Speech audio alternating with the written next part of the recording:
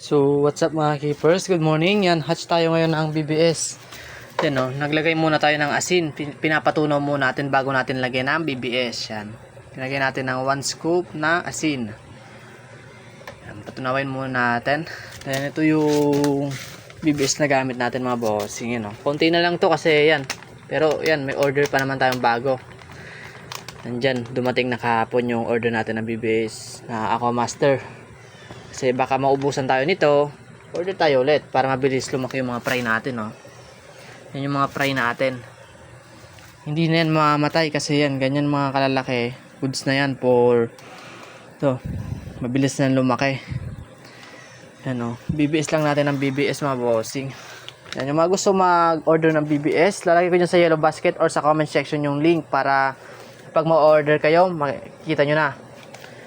Sa magtatanong kung ilang araw na ubos ang 50 grams, depende mga bossing sa isda nyo. Kung madami kayong isda, is mabilis maubos. Then kung konti naman, matagal maubos. Yan. Sa akin kasi dito, madami yung isda natin yan. Yung isda natin dito. Sa backyard, kaya mabilis maubos. Pati dito. Yan. Hintayin lang natin matunaw, then salangan na natin ng scrap. Yan. So, ayan, nalagyan na natin ng BBS yan.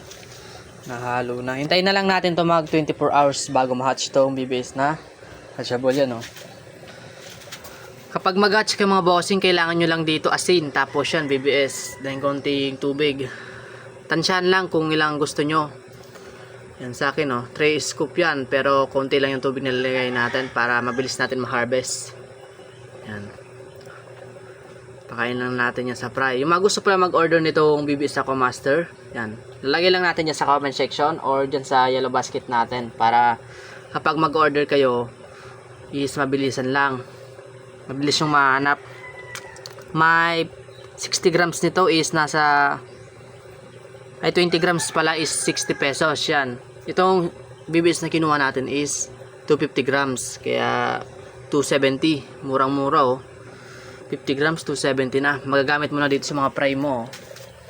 Yan. Mga fry ko, dami na. Lalaki na.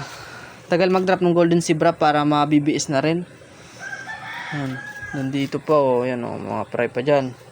Pati ito, ang tataba na ng akre nga natin Ito yung mga akre natin ngayon. Full mass na. Then, PKBM, puputi. Naka-BBS pa naman. Sino hindi tataba niyan? Yan Kalay foods tayo ngayon dito sa backyard natin. Yan. Wala tayong pera pero nakalay foods.